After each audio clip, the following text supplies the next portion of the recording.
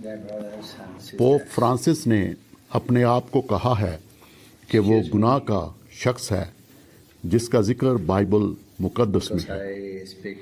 Pope Francis ने कहा, प्यारे भाइयों और बहनों, मुआफ़ कीजिएगा क्योंकि मैं इतालवी ज़ुबान में बात करता हूँ, लेकिन मैं अंग्रेज़ी नहीं बोल रहा हूँ।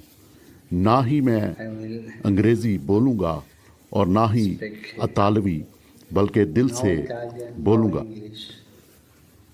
बस सादगी से, ईमानदारी से जो मैं आपसे कहने वाला हूँ वो बिल्कुल मुस्तनिद है। आपको वो जानना है जो मैं अरसा दराज से छुपाता आया हूँ। बड़े सादा दो असूल हैं। हमें बाइबल मुकद्दस को संजीदगी से लेना चाहिए और बाइबल मुकद्दस ही को अपनी तशरीह खुद करनी चाहिए। आप चाहे आसमान और मौसम को माने या ना माने, ये एक हकीकत है कि आसमान नीला है। मैं मज़ीद तफसील से बताना चाहता हूँ, अगर आप नहीं समझे तो जो कुछ यहाँ हो रहा है वो हकीकतन नबूवती है। टोनी पामर जानता है कि मैं किस बात के बारे में बात कर रहा हूँ। कुछ अरसा पहले ही मुझे मालूम हुआ कि बाइबल मुकद्दस इस बारे में बिल्कुल दुरुस्त है कि हमें अमन पर मुत्तहद होना चाहिए। हाँ, अमन और तहफ़्फ़ुज़, लेकिन वफ़ादारी से। और इसके बाद बाइबल मुकद्दस कहती है, अचानक तबाही, अचानक, क्योंकि हम आखिर ज़माना में रह रहे हैं और हम इस तरह रह रहे हैं जैसे कि यीशु मसीह ने वापस नहीं आना। लेकिन रूह ये फरमाता है कि ना हम सर्द हैं और ना गर्म, और हम सोचते हैं कि हम निजात याफ्ता हैं जबकि हम नहीं हैं। लेकिन हम दरअसल अंधे, कमबख्त और बिल्कुल नंगे हैं। मैं वाकई अफसुर्दा हूँ कि क्या हो रहा है, यहाँ तक कि मेरी अपनी ज़िंदगी में और हमारे गर्दनकश गिरदो नवा में। चुनाचे सच बात यह है कि आपके ख़ानदान को मेरी पैरवी नहीं करनी चाहिए और ना ही मेरी तरफ देखना चाहिए, वरना आप और आपका ख़ानदान गुमराह हो जाएंगे और आग की झील में डाले जाएंगे।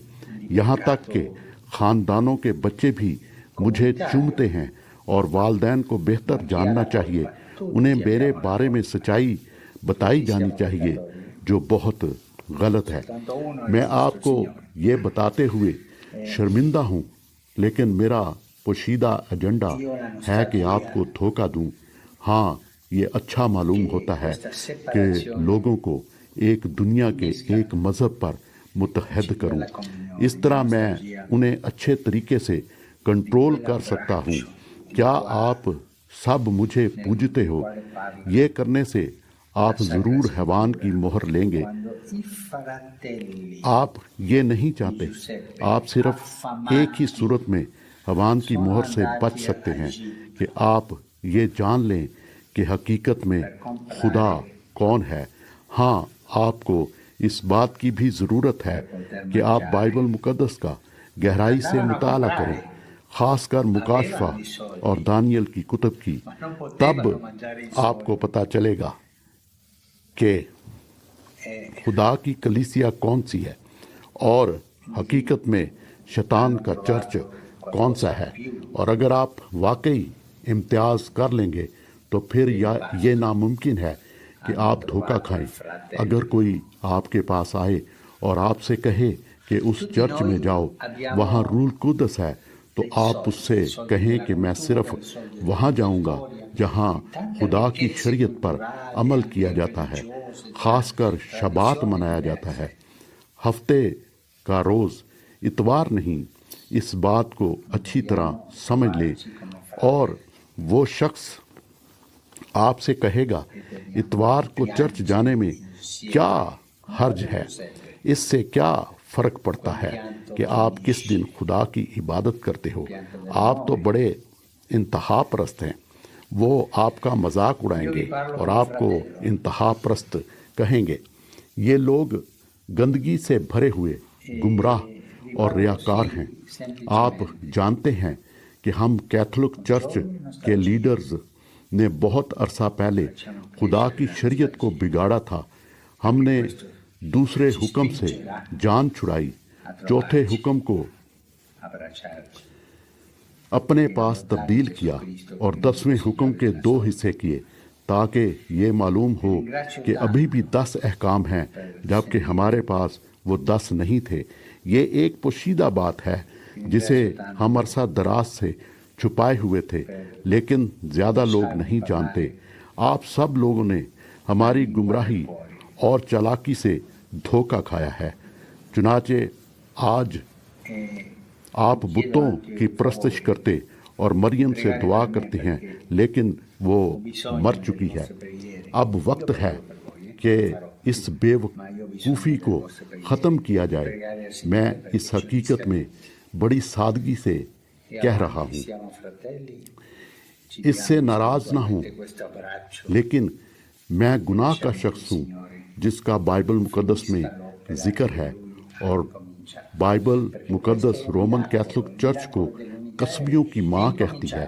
یہ ایک صدمہ پہنچانے والی بات ہے، میں جانتا ہوں، لیکن اس سے بھی زیادہ صدمہ پہنچانے والی بات ہے وہ یہ کہ زیادہ تر پروٹیسٹنٹس گمراہ پروٹیسٹنٹس ہیں۔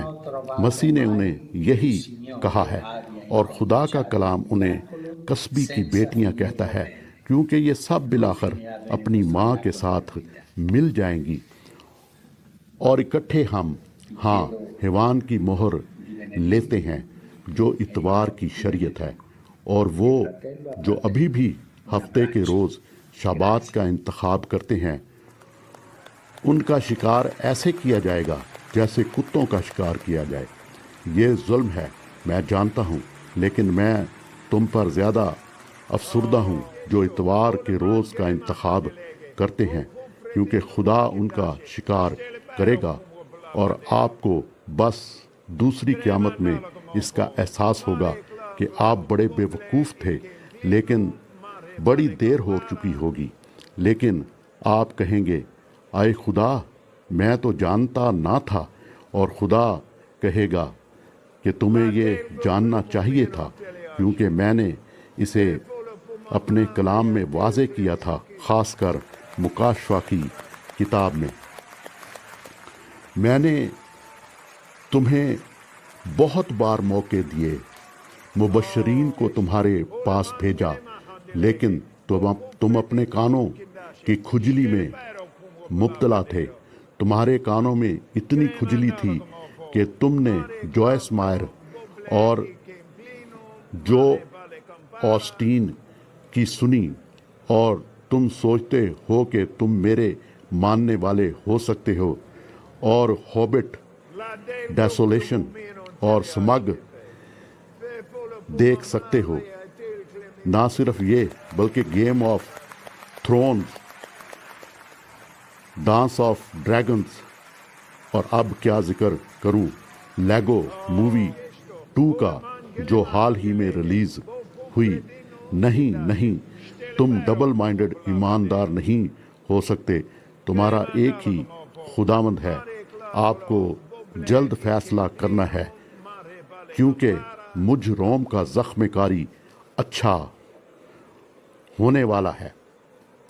آپ کو اپنے سب گناہوں کو ترک کرنا ہے اور توبہ کرنی ہے، نہیں تو آپ تیار نہیں ہوں گے۔ یہ وقت ہے کہ آپ جاگ جائیں۔ شکریہ۔ میں یقین نہیں کر سکتا کہ اس پوپ نے ہمیں بے نقاب کر دیا۔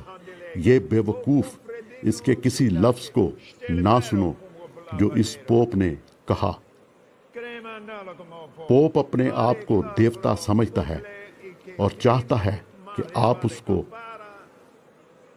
جانیں اور اس کی عبادت کریں، اس کی پرواہ نہ کریں۔ بے شک ہم قصبی کی بیٹیاں ہیں، اس کے باوجود ہمیں آسمان کی یہ سچائیاں نہیں بتائی جانی چاہیے۔ اپنے گھر جائیں اور جو باتیں یہاں کی گئی ہیں ان میں سے ایک بھی یوٹیوب پر شیئر نہ کریں۔